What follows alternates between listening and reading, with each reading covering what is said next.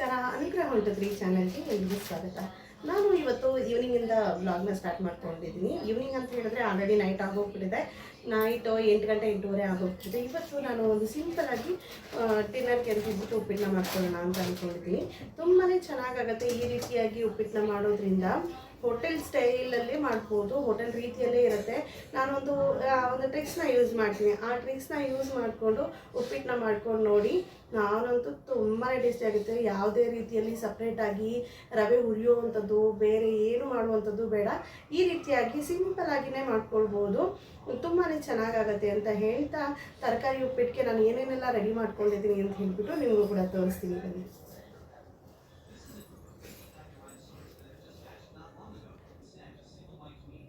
ಇಲ್ಲಿ ನಾನು ಸಿಂಪಲ್ಲಾಗಿ ತರಕಾರಿ ಉಪ್ಪಿಟ್ಟನ್ನ ಮಾಡಲಿಕ್ಕೆ ಎಲ್ಲ ರೆಡಿ ಮಾಡಿ ಎತ್ತಿಟ್ಕೊಂಡಿದ್ದೀನಿ. ತುಂಬಾ ಟೇಸ್ಟಿಯಾಗುತ್ತೆ ಅಂತಲೇ ಹೇಳ್ಬೋದು. ಇಲ್ಲಿ ನೋಡ್ತಾ ಇರ್ಬೋದು, ಶುಂಠಿ ಬೆಳ್ಳುಳ್ಳಿ ಪೇಸ್ಟು, ಈರುಳ್ಳಿ, ಕೊತ್ತಂಬರಿ ಸೊಪ್ಪು, ಟೊಮ್ಯಾಟೊ ಹಣ್ಣು, ಹಸಿರು ಮೆಣಸಿನ್ಕಾಯಿ, ಕರ್ಬೇವಿನ ಸೊಪ್ಪು ಇದನ್ನು ಎತ್ತಿಟ್ಕೊಂಡಿದ್ದೀನಿ, ಕಟ್ ಮಾಡಿ ಎತ್ತಿಟ್ಕೊಂಡಿದ್ದೀನಿ. ಮತ್ತು ಸಣ್ಣದಾಗಿರುವಂಥ ತರಕಾರಿಗಳನ್ನ ಕೂಡ ಎತ್ತಿಟ್ಕೊಂಡಿದ್ದೀನಿ. ಆಲ್ರೆಡಿ ಈ ವಿಡಿಯೋನ ಯೂಟ್ಯೂಬ್ ಶಾರ್ಟಲ್ಲೂ ಕೂಡ ಅಪ್ಲೋಡ್ ಮಾಡಿದ್ದೀನಿ. ಟೈಮ್ ಸಿಕ್ಕರೆ ಅಲ್ಲೇ ಹೋಗಿ ಚೆಕ್ ಮಾಡಿ.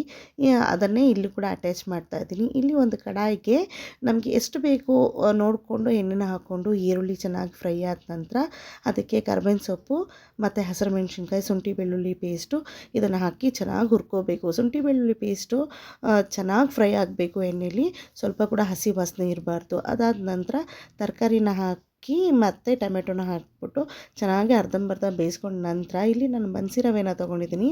ತುಂಬ ಚೆನ್ನಾಗಿ ಉದ್ರುದ್ರಾಗ ಆಗುತ್ತೆ. ಅದನ್ನು ಅದೇ ರೀತಿಯಲ್ಲಿ ಏನೂ ಉರಿಯದೇ ರೀತಿಯಲ್ಲಿ ಅದನ್ನೇ ಹಾಕ್ಕೊಂಡು ಚೆನ್ನಾಗಿ ಹುರ್ಕೋಬೇಕು. ಹುರ್ಕೊಂಡಿದ್ದ ನಂತರ ಏನಪ್ಪ ಅಂತ ಹೇಳಿದ್ರೆ ಆ ಎಣ್ಣೆಯಲ್ಲಿ ಚೆನ್ನಾಗಿ ಫ್ರೈ ಆಗುತ್ತಲ್ಲ, ಆವಾಗ ಉಪ್ಪಿಟ್ಟಂತೂ ತುಂಬಾ ಚೆನ್ನಾಗಿ ಬರುತ್ತೆ. ಇನ್ನೊಂದು ಕಡೆ ನೀರನ್ನ ಏನು ಕುದಿಯೋಕೆ ಇಟ್ಟಿದ್ನಲ್ಲ ಅದನ್ನು ಕೂಡ ಅದಕ್ಕೆ ತೆಗೆದು ಹಾಕಿ ಒಂದು 5 ನಿಮಿಷ ನಾವು ಸ್ಟೀಮಲ್ಲಿ ಬೇಯಿಸ್ಕೊಂಡ್ರೆ ಸಾಕು. ಬಿಸಿ ಬಿಸಿಯಾದಂಥ ಉಪ್ಪಿಟ್ಟಂತೂ ತುಂಬಾ ಚೆನ್ನಾಗಿರುತ್ತೆ, ತುಂಬಾ ಟೇಸ್ಟಿಯಾಗಿ ಕೂಡ ಇರುತ್ತೆ. ಯಾರೆಲ್ಲ ಉಪ್ಪಿಟ್ಟು ತಿನ್ನಲ್ಲ ಅನ್ನೋರು ಕೂಡ ನಮ್ಮನೇಲಿ ಉಪ್ಪಿಟ್ಟನ್ನ ತುಂಬಾ ಇಷ್ಟಪಟ್ಟು ತಿಂತಾರೆ ಅಂತಲೇ ಹೇಳ್ಬೋದು. ನಮ್ಮನೆಗೆ ಬಂದಿರ್ತಾರಲ್ಲ ಆವಾಗ ಆ ಟೈಮಲ್ಲಿ ಅಯ್ಯೋ ನಮಗೆ ಉಪ್ಪಿಟ್ಟು ಬೇಡ ಅನ್ನೋರು ಕೂಡ ಸ್ವಲ್ಪ ಟೇಸ್ಟ್ ಮಾಡಲಿಕ್ಕೆ ಅಂತ ಕೊಟ್ಟರು ಕೂಡ ಅದಾದಮೇಲೆ ಅಯ್ಯೋ ತುಂಬ ಚೆನ್ನಾಗಿದೆ ಈ ರೀತಿಯಾಗಿರುತ್ತೆ ಅಂತ ಹೇಳ್ಬಿಟ್ಟು ಇಸ್ಕೊಂಡು ತಿಂದಿದ್ದು ಕೂಡ ಇದೆ. ಹಾಗಾಗಿ ಹೇಳಿದೆ ಅಷ್ಟೇ, ಈ ರೀತಿಯಾಗಿ ಮಾಡ್ಕೊಂಡು ತಿನ್ನಿ, ತುಂಬಾ ಚೆನ್ನಾಗಾಗತ್ತೆ. ಇದು ನೆಕ್ಸ್ಟ್ ಡೇ ಮಕ್ಕಳಿಗೆಲ್ಲ ಸ್ಕೂಲಿಗೆ ಕೂಡ ಕಳಿಸ್ಬಿಟ್ಟು ನಾನು ಕೂಡ ತರಕಾರಿ ಎಲ್ಲ ತೊಗೊಂಡು ಬರಬೇಕಿತ್ತು. ಹಾಗಾಗಿ ತರಕಾರಿ ತೊಗೊಂಡು ಬಂದು ಇದನ್ನೆಲ್ಲ ಜೋಡಿಸ್ಕೊಂಡು ಎತ್ತಿಟ್ಕೊಳ್ಳೋಣ ಅಂತ ಹೇಳ್ಬಿಟ್ಟು ಎಲ್ಲ ರೆಡಿ ಮಾಡಿ ಎತ್ತಿಟ್ಕೊಂಡಿದ್ದೀನಿ. ಅದಾದ ನಂತರ ಇದೆಲ್ಲ ಆದ ನಂತರ ನಾನು ಕೂಡ ಬೇಗ ಮಧ್ಯಾಹ್ನಕ್ಕೂ ಕೂಡ ಅಡುಗೆ ಮಾಡಬೇಕಿತ್ತಲ್ಲ, ಹಾಗಾಗಿ ಇವತ್ತು ಹೂಕೋಸು ಹಾಕಿಬಿಟ್ಟು ಸಾರನ್ನ ಮಾಡಿಕೊಂಡು ಸ್ವಲ್ಪ ಗೀ ರೈಸ್ನ ಮಾಡ್ಕೊಳ್ಳೋಣ ಅಂತ ಹೇಳ್ಬಿಟ್ಟು ಅದನ್ನು ಕೂಡ ಬೇಗ ಮಾಡ್ಕೊತಾ ಇದ್ದೀನಿ. ಇಲ್ಲಿ ಎಲ್ಲ ರೆಡಿ ಮಾಡಿ ಎತ್ತಿಟ್ಕೊಂಡ ನಂತರ ನನಗೆ ಕೂಡ ಬೇಗ ಈಸಿ ಕೂಡ ಆಗುತ್ತೆ. ನಾನು ಕೂಡ ಒಂದು ಹ್ಯಾಂಡ್ ಬ್ಯಾಗ್ ಕೂಡ ಹಾಕ್ತಾಯಿದ್ದೀನಿ. ಹಾಗಾಗಿ ಬೇಗ ಎಲ್ಲ ಮುಗಿಸ್ಕೊಂಬಿಡೋಣ ಅಂತ ಹೇಳ್ಬಿಟ್ಟು ಇದನ್ನು ಮಾಡ್ಕೋತಾ ಇರೋದು ಅಷ್ಟೇ. ಹ್ಯಾಂಡ್ ಬ್ಯಾಗ್ ಕೂಡ ಹಾಕ್ತಾ ಏನು ಮಾಡಿದ್ದೀನಿ, ಕೆಲವೊಂದು ತಪ್ಪುಗಳನ್ನ ಕೂಡ ಮಾಡಿಬಿಟ್ಟಿದ್ದೀನಿ. ಹಾಗಾಗಿ ಅದನ್ನು ಬಿಚ್ಚಿ ಹಾಕಬೇಕು. ಹಾಗಾಗಿ ನಾನು ಕೂಡ ಬೇಗ ಅಡುಗೆ ಎಲ್ಲ ಮುಗಿಸ್ಕೊಂಡ್ರೆ ನಮಗೂ ಕೂಡ ಈಸಿ ಆಗುತ್ತೆ ಅಂತ ಹೇಳ್ಬಿಟ್ಟು ಅಡುಗೆನ ಮಾಡ್ಕೋತಾ ಇದ್ದೀನಿ. ಈ ತರಕಾರಿ ಸಾರಿಗೆ ಎಲ್ಲ ರೆಡಿ ಮಾಡಿ ಅಂತೂ ಎತ್ತಿಟ್ಕೊಂಡಿದ್ದಾಗಿದೆ. ನಾನು ತರಕಾರಿ ಸಾರು ಮತ್ತು ಇದನ್ನು ಗೀ ರೈಸ್ನ ಕೂಡ ವಿಡಿಯೋ ಶೂಟ್ ಮಾಡ್ಕೊಳ್ಳೋಣ ಅಂತ ಅಂದ್ಕೊಂಡೆ. ಆದರೆ ಬೇಡ, ವಿಡಿಯೋ ಶೂಟ್ ಮಾಡ್ತಾ ಕೂತ್ಕೊಂಡ್ರೆ ಈ ಕೆಲಸ ಆಗೋದಿಲ್ಲ ಅಂತ ಹೇಳ್ಬಿಟ್ಟು ಅದನ್ನು ಸ್ವಲ್ಪ ಮಾತ್ರ ಏನು ಕ್ಯಾಪ್ಚರ್ ರೆಡಿ ಮಾಡ್ಕೋತಾ ಇದ್ನಲ್ಲ ಆ ಟೈಮಲ್ಲಿ ತೆಗೆದಿರುವಂಥದ್ದು ಅಷ್ಟೇ. ಇಲ್ಲಿ ಎಲ್ಲ ತರಕಾರಿ ಸಾರಿಗೆ ಎಲ್ಲ ರೆಡಿ ಮಾಡಿ ಎತ್ತಿಟ್ಕೊಂಡಿದ್ವಿ. ಸಾಮಾನ್ಯವಾಗಿ ತರಕಾರಿ ಸಾರು ಅಂತೂ ಮಾಡೋದು ಎಲ್ರಿಗೂ ಗೊತ್ತೇ ಇರುತ್ತೆ ಅಲ್ವಾ. ಹಾಗಾಗಿ ನಾನು ಅಷ್ಟೊಂದು ಇಂಟ್ರೆಸ್ಟ್ ತೊಗೊಳ್ಳಿಲ್ಲ ಅಂತಲೇ ಹೇಳ್ಬೋದು ವಿಡಿಯೋ ಶೂಟ್ ಮಾಡ್ಕೊಳ್ಳಿದ್ದಕ್ಕೆ. ಅದಾದ ನಂತರ ಇದೆಲ್ಲ ರೆಡಿ ಮಾಡಿಕೊಂಡು ಅಡುಗೆ ಎಲ್ಲ ಮಾಡಾಗೋಯ್ತು. ಮತ್ತು ಹೂವು ಕೂಡ ಕಟ್ಟೋದು ತೊಗೊಂಡು ಬಂದಿದ್ದಲ್ಲ, ಹೂವು ಕೂಡ ಕಟ್ಟಿ ಮಕ್ಕಳು ಕೂಡ ಕೊಡೋಣ ಮುಡ್ಸೋಣ ಅಂತ ಹೇಳ್ಬಿಟ್ಟು ಹೂವು ಎಲ್ಲ ಕಟ್ಟಿ ಎತ್ತಿಟ್ಟಿದ್ದೀನಿ. ಅವರು ಕೂಡ ಸಂಜೆ ಬಂದ ಕೂಡಲೇ ಮುಡ್ಸೋಕ್ಕೆ ಈಸಿ ಆಗುತ್ತೆ ಅಂತ ಹೇಳ್ಬಿಟ್ಟು ಆಲ್ರೆಡಿ 4 ಗಂಟೆ 4:15 ಆಯಿತು. ಅವರು ಕೂಡ ಬಂದು ಊಟ ಎಲ್ಲ ಮಾಡಿಕೊಂಡು ಸ್ವಲ್ಪ ಹೊತ್ತು ರೆಸ್ಟ್ ಮಾಡಿ ಓದ್ಕೊಳ್ಳೋಕೆ ಕೂರ್ತಾರೆ.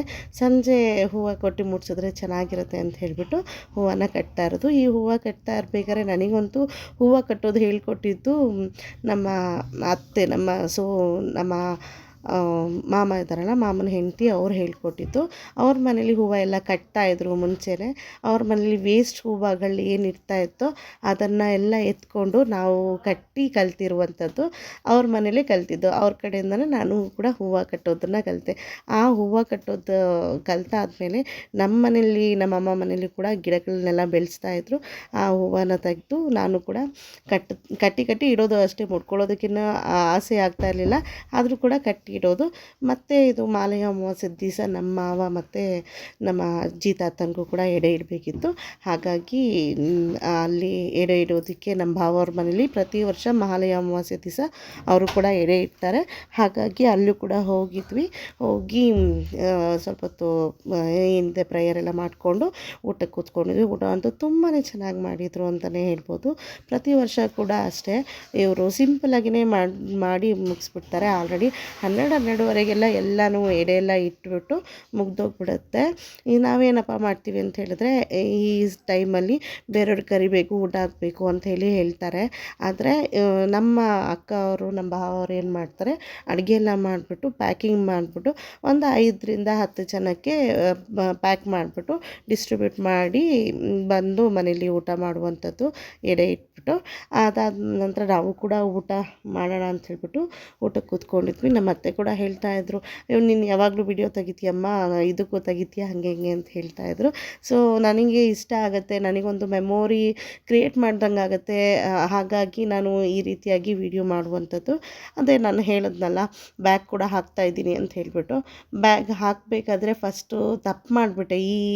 ಇದು ಎಣಿಬೇಕಾದ್ರೆ ತಪ್ಪು ಮಾಡಿಬಿಟ್ಟಿದ್ದೆ. ಅದಾದ ನಂತರ ದೊಡ್ಡದಾಗಿ ಸ್ವಲ್ಪ ಎಲ್ಲ ಬಿಚ್ಚಿಬಿಟ್ಟು ಹಾಕೋಣ ಅಂತ ಹೇಳ್ಬಿಟ್ಟು ಸ್ವಲ್ಪ ದೊಡ್ಡದಾಗಿ ಹಾಕ್ಕೊಳ್ಳೋಣ ಅಂತ ಹೇಳ್ಬಿಟ್ಟು ಮತ್ತೆ ಬಿಚ್ಚಿ ಹಾಕಿದ್ದಾಯಿತು.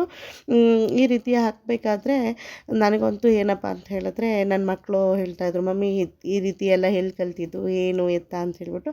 ಅವ್ರಿಗೂ ಕೂಡ ಹೇಳ್ತಾ ನಾನು ಕೂಡ ಈ ಬ್ಯಾಗ್ನ ಹಾಕಿ ಮುಗಿಸಿದ್ದಾಯಿತು.